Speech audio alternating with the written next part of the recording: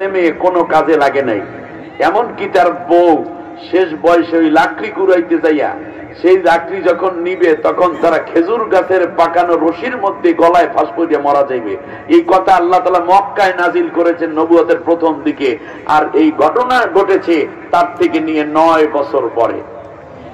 আমার তো মনে হচ্ছে উম্মে জামিলার উত্তরসূরি যেই খালাম্মা ছিল ওনার অবস্থায় এই যে এখন তো দেখা গেছে যে শেষ পর্যন্ত সে লাকড়ির রশি পেঁচাইছিল ওই খেজুর পাতা জোড়া দিয়া দিয়া, এরকম পাকায় না অনেক সময় আপনারা দেখবেন ধান গাছ দিয়ে এইভাবে রশি বানাইয়া তারপর ধান আদি বান্ধা বাড়িতে আনে না, এইরকম করার অবস্থা। তারপরে এবার রশি বানাইয়া তার উপরে লাকড়ি রাখছে, লাকড়ি রাইকা তারপর মহিলা মানুষ বুড়ি, এক হাতে লাঠি আর এক হাতে মাথার মধ্যে বোঝা। শের জীবন কত কষ্টে গেছে, শুরু হয়ে গেছে এই দেশ থেকে ওই দেশ, ওই দেশ থেকে ওই দেশ, নাগরিক হিসাবে নাকি রিফিউজড হিসাবে, রোহিঙ্গা হিসাবে নাকি একজন নাগরিক হিসাবে সে যাচ্ছে। এই ঘুরায় কে? এটা ঘুরায় কে? সকালবেলার এই যে আমাদের আব্দুল আলিম ভাই গান দিয়েছেন সকালবেলার ধনী রে তুই, এই কাম কে করে?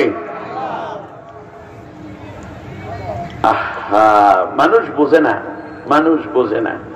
শেষকালে মহিলা মানুষ আটি বাঁধছে না, শক্ত হবে না ঢিলা হবে, আরো বুড়ি মানুষ আর কাঁপে আর বাঁধে, ঢিলা রশি বান্ধা বোঝা লইয়া যাচ্ছে বাজারে, এই লাকড়ি বিক্রি করবে, খাওয়া তো লাগবে। আজ বলে গেলেন সত্য হবে, আল্লাহর কোরআন সত্য, নবীর বাণী সত্য। এমন এক পর্যায়ে আসবে তাকে যত্ন করার মতো কেউ পাবে না। তার কারণ বাংলাদেশের বিশ্বনন্দিত মুফাসসিরে কোরআনকে হত্যা করার জন্য ধৃষ্টতা সে দেখিয়েছে। 13 বছর অন্যায় ভাবে জেলে রাখার পরে জেলের মধ্য থেকে চিকিৎসার নাম করে হাসপাতালে এনে বিষাক্ত ইনজেকশন তার শরীরে পুশ করে 4 ঘন্টার মাথায় হত্যা করে তারপরে বাংলাদেশের কোটি কোটি মানুষ তমাম বিশ্বের ধর্মপ্রাণ কোরআন প্রেমিক মুসলমানদের কলিজায় আঘাত দিয়েছে।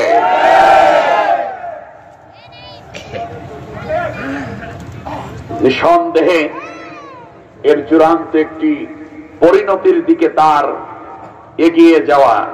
শান্তি নাই, হাজার হাজার কোটি টাকা কোনদিন শান্তি দিতে পারে না, ঠিক না বলেন?